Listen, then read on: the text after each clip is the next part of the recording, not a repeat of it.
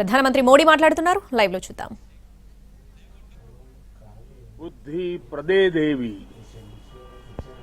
सिद्धि बुद्धि प्रदे देवी, भुक्ति मुक्ति प्रदायिनी, भुक्ति मुक्ति प्रदायिनी,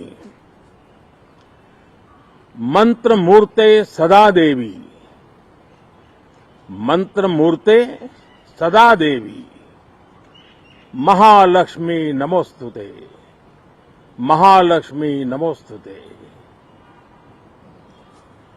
मां लक्ष्मी हमें सिद्धि और विवेक देती है,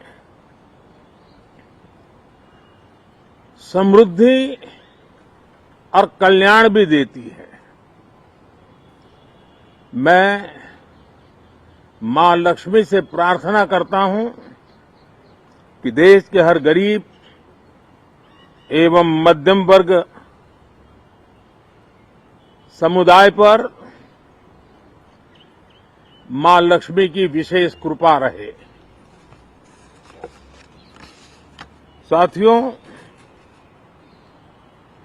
हमारे गणतंत्र के सर्वाधिक गौरवपूर्ण है और विश्व के लोकतांत्रिक जगत के लिए भी भारत का ये सामर्थ्य अपनी एक विशेष स्थान बनाता है। साथियों, ये देश की जनता ने मुझे तीसरी बार ये दायित्व दिया है और इस तीसरे कार्यकाल का ये पहला पूर्ण बजट है।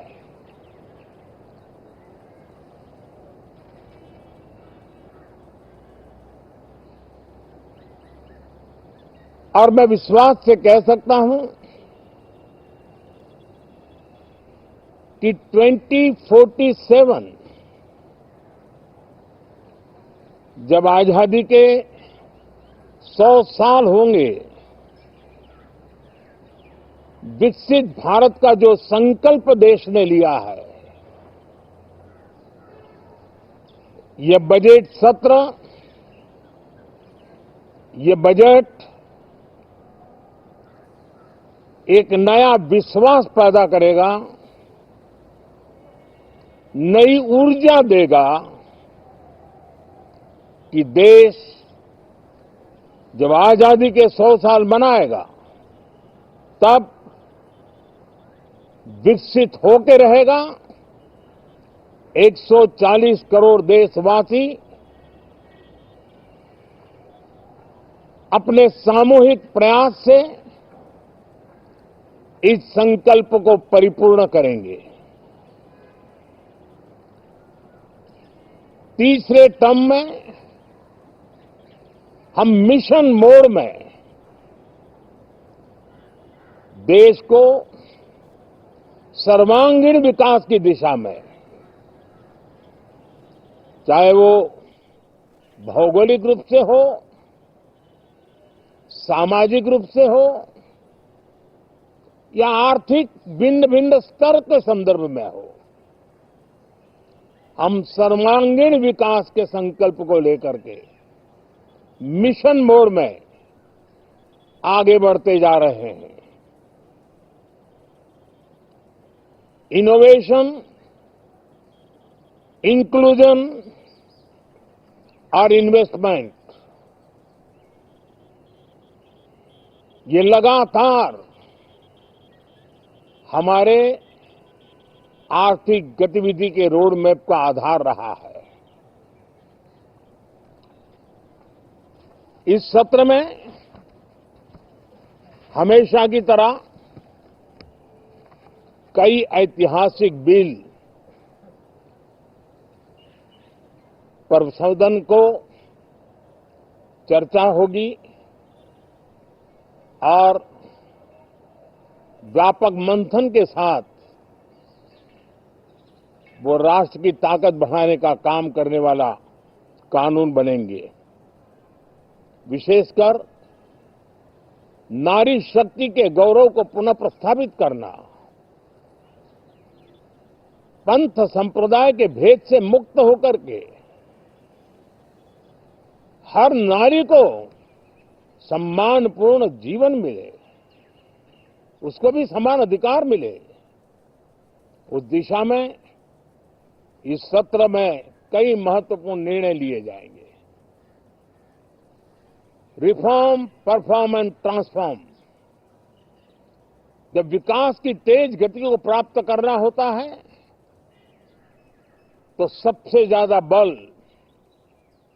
रिफॉर्म पर रहता है। राज्य और केंद्र सरकार ने मिलकर के परफॉर्म करना होता है और जन भागीदारी से हम ट्रांसफॉर्मेशन देख सकते हैं। हमारा युवा देश है, युवा शक्ति है और आज जो 20-25 साल की आयु के नौजवान है, जब वो 45-50 साल के होंगे तब वो विकसित भारत का सबसे बड़े बेनिफिशियरी होने वाले हैं। उम्र के उस पड़ाव पे होंगे, नीति निर्धारण की व्यवस्थाओं में उस जगह पे बैठे होंगे कि वे गर्व के साथ आजादी के बाद जो शताब्दी शुरू होगी, एक विकसित भारत के साथ आगे बढ़ेंगे। और इसलिए ये विकसित भारत के संकल्प की पूर्ति का प्रयास, ये अथाग मेहनत आज जो हमारे टीनेजर्स हैं, हमारी युवा पीढ़ी है, उनके लिए ये एक बहुत बड़ा तोहफा बनने वाली है। जो लोग 1930 में, 42 में आजादी के जंग में जुट गए थे, पूरी देश की युवा पीढ़ी खप गई थी आजादी के जंग में, और उसके फल 25 साल के बाद जो पीढ़ी आई उसको नसीब हुए। उस जंग में जो नौजवान थे उनको नसीब हुए। आजादी के पूर्व के वो 25 साल आजादी के जश्न मनाने का अवसर बना। वैसे ही ये 25 वर्ष समृद्ध भारत, विकसित भारत, ये संकल्प से सिद्धि और सिद्धि से शिखर तक पहुंचने का देशवासियों का इरादा। और इसलिए इस बजट सत्र में सभी सांसद विकसित भारत को मजबूती देने के लिए अपना योगदान देंगे। विशेष करके जो युवा सांसद है उनके लिए तो सुनहरा अवसर है, क्योंकि वो आज सदन में जितनी जागरूकता, जितनी भागीदारी बढ़ाएंगे और विकसित भारत के जो फल है वो तो उनकी नजर के सामने देखने को मिलने वाले हैं। और इसलिए युवा सांसदों के लिए एक अनमोल अवसर है। साथियों, मैं आशा करता हूं कि हम देश की आशा आकांक्षाओं के इस बजट सत्र में खरे उतरेंगे। साथियों, आज एक बात आपने जरूर नोट की होगी, मीडिया के लोगों ने तो जरूर करनी चाहिए। शायद 2014 से लेकर अब तक शायद ये पहला पार्लियामेंट का सत्र है कि जिसके एक दो दिन पहले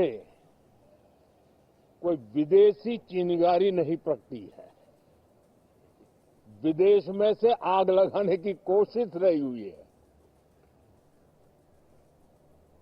10 साल से यानी 14 से देख रहा हूं, हर सत्र के पहले शरारत करने के लिए लोग तैयार बैठते थे और यहां उसको हवा देने वालों की कोई कमी नहीं है।